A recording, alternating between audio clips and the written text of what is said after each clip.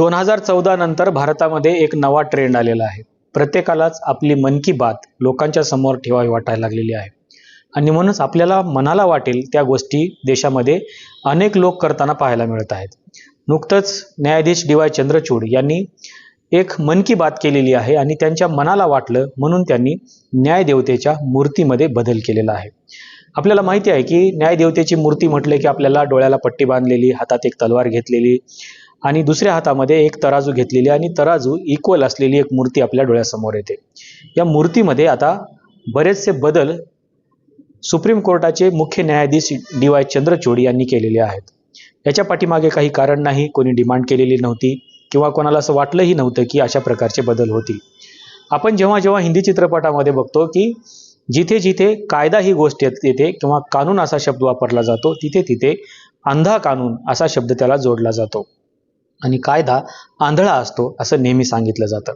आणि म्हणूनच की काय न्यायाधीश डी वाय चंद्रचूड यांनी कायदा आंधळा नाही, त्याला डोळे आहेत हे दाखवून देण्याचं काम सध्याच्या या न्यायदेवतेच्या मूर्तीमध्ये बदल करून दाखवलेले आहे. आपण ज्यावेळेस हिंदी चित्रपटामध्ये गाणं ऐकतो त्यावेळेस देखील ये अंधा कानून हे असं म्हटलं जातं आणि कायदा आंधळा असतो, तो कोणालाही न्याय देऊ शकत नाही, अशा प्रकारची देखील एक प्रवाह आपल्याला ऐकायला मिळतो किंवा अशा प्रकारचा एक प्रवाह देखील आपल्याला पाहायला मिळतो. परंतु न्यायदेवतेच्या डोळ्यावरती नेमकी पट्टी का बांधली जाते याचं कारण आपल्याला थोडंसं ग्रीकमध्ये शोधावं लागतं. ग्रीक पॉलिटिक्स असेल किंवा इतर जे काही रोमन पॉलिटिक्स आहे याच्यामध्ये आपल्याला या न्यायदेवतेचा इतिहास सापडतो. ग्रीक, रोमन या देशामध्ये अशा प्रकारच्या मूर्त्या आपल्याला बऱ्याचशा पाहायला मिळतात आणि 17व्या शतकामध्ये अशी एक मूर्ती समोर आलेली होती आणि त्या मूर्तीला न्यायदेवता म्हणून किंवा जस्टिया म्हणून देखील पूजलं जात होतं.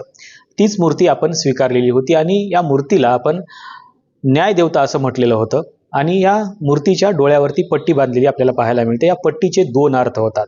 एक जर तुम्ही हिंदी चित्रपटामध्ये बघितलं असेल तर तुम्हाला ही पट्टी बघितल्यानंतर ये अंधा कानून हे असं म्हणायला सहज सोपं जातं आणि समजून घ्यायलाही सोपं जातं. परंतु याची दुसरी बाजू अशी आहे जी आपल्याला ग्रीक रोमन पॉलिटिक्समध्ये सापडते, ती म्हणजे की डोळ्यावर पट्टी असल्यामुळे समोरची व्यक्ती कोण आहे हे न बघता तिला न्याय दिला जातो आणि खरा न्याय दिला जातो असं म्हटलं जातं. डोळ्याची वरची पट्टी काढल्यानंतर त्या व्यक्तीची ओळख न्यायदेवतेला पटते आणि व्यक्ती बघून न्यायदेवता न्याय देते आहे असं म्हटलं जाऊ शकतं आणि म्हणून त्या मूर्तीच्या डोळ्यावरती पट्टी बांधलेली होती. दुसऱ्या हातामध्ये एक तराजू आहे आणि तराजू म्हणजे ते समतेचं एक प्रतीक दाखवलेलं आहे की इक्वेल न्याय ज्याला म्हणतो किंवा समान न्याय ज्याला म्हणतो त्याचं ते प्रतीक दाखवलेलं आहे की कोणावरही अन्याय किंवा अत्याचार होणार नाही आणि कोणालाही बघून असा न्याय दिला जाणार नाही, तर सर्वांना समान न्याय दिला जातो असा त्याचा अर्थ होतो. एका हातामध्ये तलवार आहे कारण ते दंडाचं प्रतीक आहे. जर कोणी खरोखरच अन्याय करणारी व्यक्ती असेल किंवा क्रूर असेल तर तिला दंड देखील देता येऊ शकतो, इतके अधिकार न्यायदेवतेला आहेत. म्हणून ह्या न्यायदेवतेच्या डोळ्यावरती पट्टी आहे कारण ती कोणाकडेही बघून न्याय देत नाही, तर ती न बघता कोण व्यक्ती आहे याची ओळख न पटवता ती न्याय देते असा त्याचा अर्थ होतो. किंवा ओळखीची जरी व्यक्ती न्यायदेवतेच्या समोर आली तरी ती तिला ओळखू नये आणि म्हणून तिच्या डोळ्यावरती पट्टी बांधलेली आहे. दुसरी महत्त्वाची गोष्ट म्हणजे तराजू दिलेलं आहे, ते समानतेचं प्रतीक आहे आणि तलवार आहे. परंतु आता हे बदललेलं आहे, डोळ्यावरची पट्टी काढण्यात आलेली आहे आणि आता न्यायदेवता तुमच्याकडे सरळ बघू शकते. कदाचित त्याचा अर्थ उद्या असाही होऊ शकतो की न्यायदेवता ही बघून न्याय देते. त्याचं कारण असं आहे की मागच्या 2.5 वर्षामध्ये महाराष्ट्रातल्या राजकीय तिढ्याचा प्रश्न सोडवण्यासाठी न्यायदेवतेला पट्टी काढावी लागली. डोळ्यावर समोरून कोणी दिसत नव्हतं की नेमकं कोणाला न्याय द्यायचा, कोण माझ्या समोर उभा आहे हे कदाचित न्यायदेवतेला दिसत नसावं आणि म्हणून 2.5 वर्षामध्ये न्यायदेवतेला साधी तारीख देखील मिळालेली नाही आणि म्हणून आता न्यायदेवता बघणार आहे की कोण आहे समोर आणि मगच न्याय देणार आहे असा देखील याचा अर्थ होतो. दुसऱ्या हातामध्ये तलवार काढून घेतलेली आहे तर तिथं संविधान हातामध्ये दिलेलं आहे कारण संविधानाप्रमाणे न्याय आम्ही करतोय असंही दाखवायचं आहे. परंतु हे फक्त दाखवून होणार नाही. जर मागच्या 2.5 वर्षामध्ये जर महाराष्ट्राच्या राजकीय तिढा सोडवण्यासाठी अशाच प्रकारची पट्टी इथल्या न्यायव्यवस्थेनं डोळ्यावरची काढली असती तर कदाचित या गव्हर्नमेंटमध्ये बरेचसे बदल झाले असते. हे गव्हर्नमेंट कशाच्या आधारावरती आहे, कोणत्या कायद्याच्या आधारावरती आहे, संविधानामधली 10वी अनुसूची काय सांगते आहे, या सगळ्या गोष्टी कदाचित न्यायव्यवस्थेला समजल्या असत्या. परंतु न्यायव्यवस्थेनं मात्र हे केलेलं नाही. आता हा बदल का केला गेला याचं कारण सांगत असताना असं म्हटलं जातं की भारतीय दंडसंहिता बदलून भारतीय न्यायसंहिता तयार करण्यात आलेली आहे आणि म्हणून बऱ्याचशा गोष्टीमध्ये सध्या बदल केले जात आहेत. सगळ्या गोष्टीमध्ये बदल केले जात आहेत. एज्युकेशन सिस्टममध्ये न्यू एज्युकेशन पॉलिसी आणलेली आहे, भारतीय दंडविधान बदललेलं आहे, अशा अनेक गोष्टी बदललेल्या आहेत. परंतु कामाचं स्ट्रक्चरच का बदलत नाही आहे?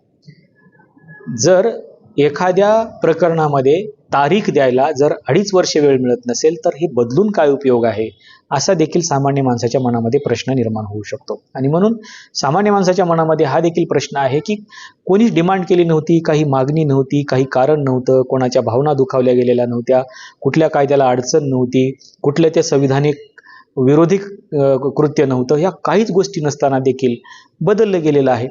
ज्या गोष्टीची डिमांड आहे, इथे कशाची डिमांड होती तर महाराष्ट्राचं सरकार हे गैर आहे का किंवा न्याय आहे का हे सांगणं ज्युडिशियरीचं काम होतं. परंतु त्याच्यासाठी वेळ नाही, परंतु अशा गोष्टी करायसाठी मात्र न्यायव्यवस्थेकडे प्रचंड मोठा वेळ आहे. आणि म्हणून लोकांच्या मनामध्ये प्रश्न आहे की महत्त्वाचे मूलभूत प्रश्न सोडून दिलेले आहेत. तुम्ही जर आजच्या भारताकडे बघितलं तर तुम्हाला असं दिसेल की भारतामध्ये अन्याय अत्याचाराचे तर प्रकरणं आहेतच आहेत, परंतु सामाजिक, राजकीय, आर्थिक, शैक्षणिक, सांस्कृतिक अशा अनेक समस्याबरोबरच भारतातल्या बेरोजगारीचा प्रश्न आहे, भुकेचा प्रश्न आहे, असे कितीतरी प्रश्न आहेत. परंतु या कुठल्याही प्रश्नावरती विचार करायला न्यायव्यवस्थेला वेळ नाही आणि म्हणूनच न्यायव्यवस्था दुसरेच कामं करत बसलेली आहे.